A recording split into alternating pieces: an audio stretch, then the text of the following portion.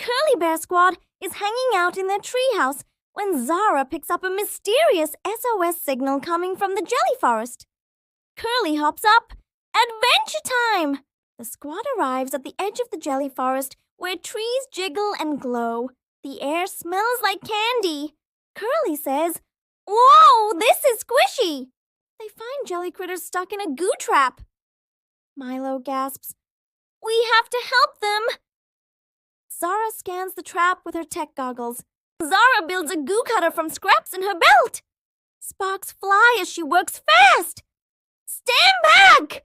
she says, slicing the trap open. Suddenly, gooey vine monsters appear. The team runs, dodging swinging jelly vines as Curly uses his grappling rope. Milo distracts the vines with a bouncing nut bomb while Curly lures them into a trap.